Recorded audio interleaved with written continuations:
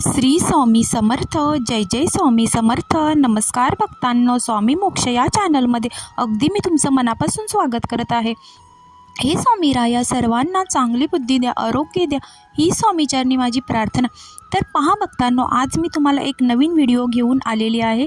स्वामींचा महिमा आणि स्वामींच्या नामाची महती काय आहे.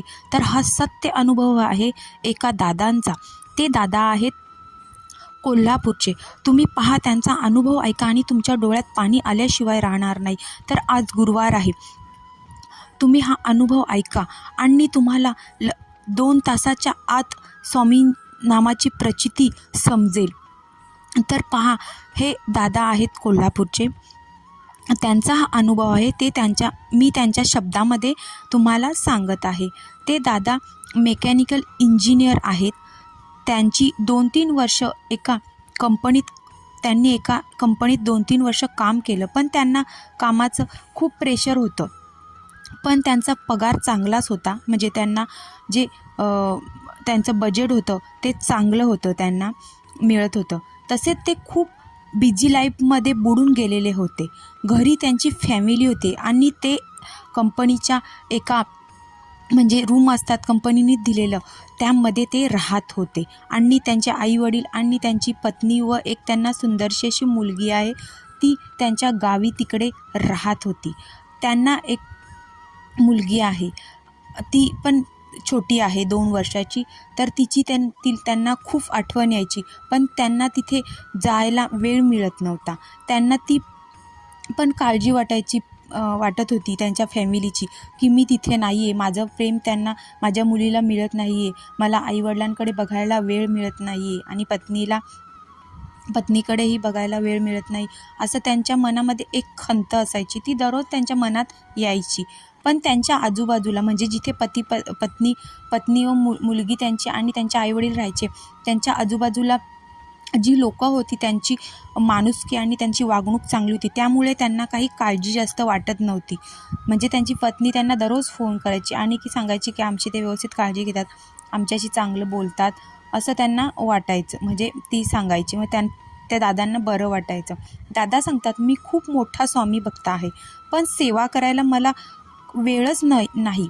पण जेव्हा जसा वेळ मिळेल तसा मी अखंड नामजप स्वामींचा चालू ठेवतो. कोणतीच सेवा केली नाही मी, कोणतीच स्वामींची सेवा केली नाही आणि पारायणही कोणतेच केले नाही. टाईमच मिळत नाही, तर काय करणार मी. फक्त मनापासून नामस्मरण स्वामींचं करत होतो. माझ्या आईवडील खूप मोठे स्वामींचे भक्त आहेत, त्यांच्याकडूनच ही मला दीक्षा मिळालेली आहे. मी फक्त स्वामी नामाचा जप करतो. दुसरं काहीच करायला मला वेळ मिळत नाही. कुठलीच अडचण आली की मी फक्त श्री स्वामी समर्थ या नामाचा जप चालू ठेवतो.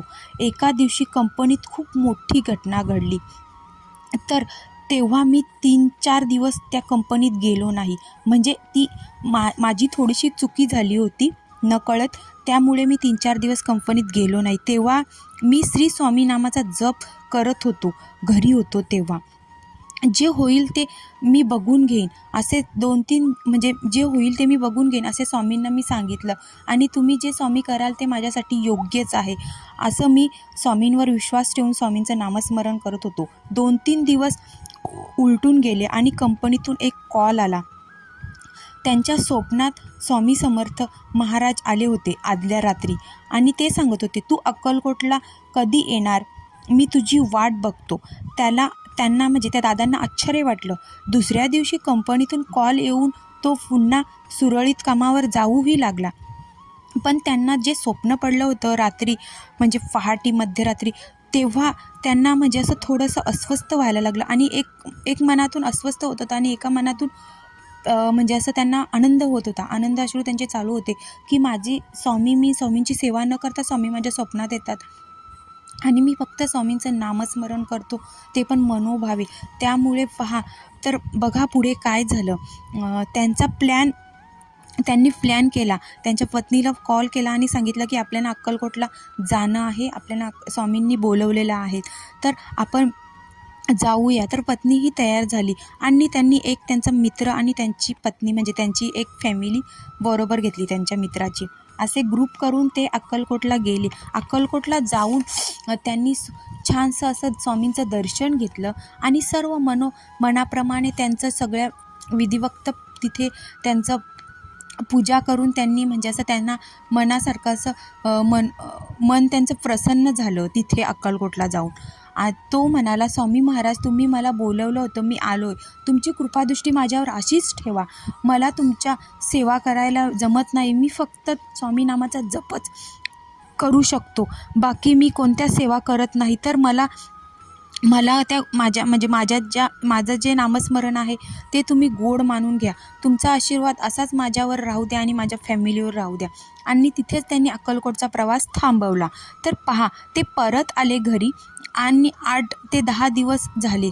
त्यांना एक इंटरव्ह्यू त्यांनी दिली.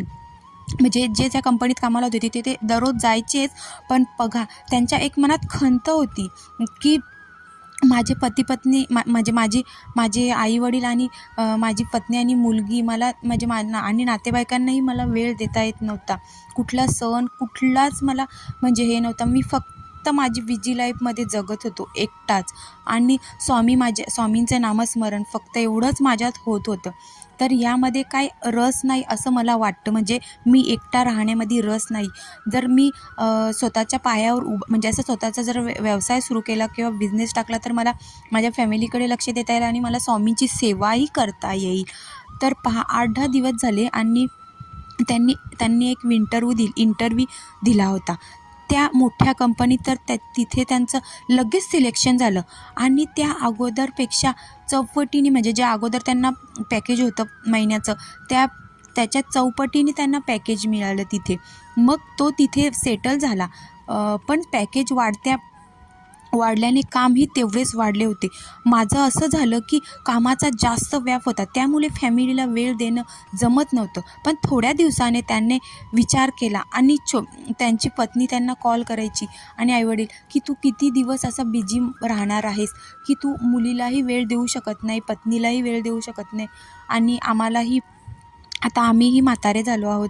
म्हणजे आईवडिलांनी त्यांना सांगितलं त्या दादांना, तर तू आमच्याकडे इथे ये आणि तू इथेच काहीतरी बिझनेस कर आणि तुझं आयुष्य सुरळीत इथे चालेल. तर पहा, त्यांनी एक छोटीशी कंपनी टाकण्याचा विचार केला.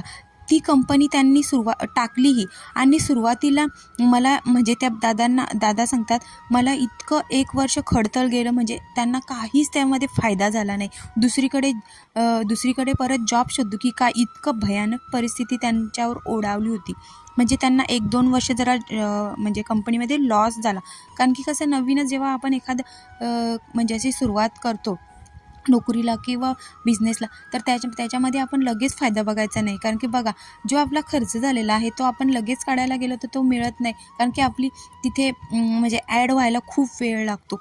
जसं आपली ॲड होईल आपल्या बिझनेसची किंवा नोकरीची, तर तसं आपल्याला मार्केट मिळतं. पण पहा काही वर्षांनी तेच प्रोडक्ट स्वतः ते मार्केटिंग करायला लागले आणि मग तेच लोक स्वतः येऊन त्यांचा माल घेऊ जाऊ लागले. मग काही दिवसांनी इतकी त्या मालाला मागणी वाढली की आता महिन्याकाठी ते 10 लाखाची कमाई त्यांना होऊ लागली. हीच ती स्वामी कृपा अशी मला जाणीव झाली. तर पहा, त्यांनी त्यांच्या आईवडिलांचं ऐकलं आणि स्वामींची त्यांच्यावर कृपादृष्टी होतीच आणि आईवडिलांचेही आशीर्वाद होते. त्यामुळे त्यांनी ते बिझनेस टाकला आणि त्यांना इतकं त्या महिनाकाठी त्यांना इतका प्रॉफिट मिळायला लागला. म्हणजे जॉबपेक्षा त्यांना 4 पटीने 8 पटीने त्यांना म्हणजे फायदा होऊ लागला आणि प्रॉफिट मिळू लागला. त्यांना ते मोठे पॅकेजचे मानकरी ठरले महिन्याचे. तर पहा, ही स्वामींची कृपा आणि मी स्वामींवर विश्वास ठेवला म्हणून स्वामींना मी गृहीत धरून त्यांच्यावर मी विश्वास ठेवला आणि स्वामींनी मला ओंजळभर न देता पोतं भरून दिलं. ही माझ्या स्वामी नामाचा महिमा आहे आणि महती आहे. तर पहा भक्तांनो, त्या दादांना किती हा स्वामींनी सुंदर दृष्टांत दिला आणि त्यांनी आईवडिलांचं ऐकलं. तसंही आपण आपल्या फॅमिलीचं ऐकावं आणि आपल्या आईवडिलांचंही ऐकावं. पहा, तर आपण पत्नीचंही ऐकावं आणि आपल्या आईवडिलांचंही ऐकावं. आणि स्वामींची आपल्यावर कृपादृष्टी तर आहेच. म्हणजे पहा, हा त्रिवेणी संगम जर आपल्या आयुष्यामध्ये आणि आपल्या डोकावर त्यांचा जर वरद हस्त झाला, म्हणजे वरद हस्त जर योग्य झाला, तर पहा तुम्हाला काहीच आयुष्यात कमी पडत नाही. हा त्या दादांचा अनुभव आहे. तर तुम्ही पूर्ण हा अनुभव ऐकलाच असेल. असाच स्वामींवर विश्वास ठेवा. तुम्हालाही चांगली स्वामींची प्रचिती येईल आणि अनुभव येईल. आज गुरुवार आहे, तर पहा तुम्ही म्हणजे स्वामी भक्तीमध्ये उतरा आणि स्वामींची सेवा करायला सुरुवात करा आणि अखंड चिंतन स्वामींचं करा, अखंड नामस्मरण स्वामींचं करा. आणि मी हा स्वामी मोक्ष हा चॅनल ओपन केलेला आहे, तर माझ्या चॅनलला लाईक करा आणि सबस्क्राईब करा आणि कमेंट बॉक्समध्ये श्री स्वामी समर्थ लिहायला विसरू नका. आणि माझा स्वामी मोक्ष हा चॅनल जास्तीत जास्त शेअर करा. श्री स्वामी समर्थ. जय जय स्वामी समर्थ.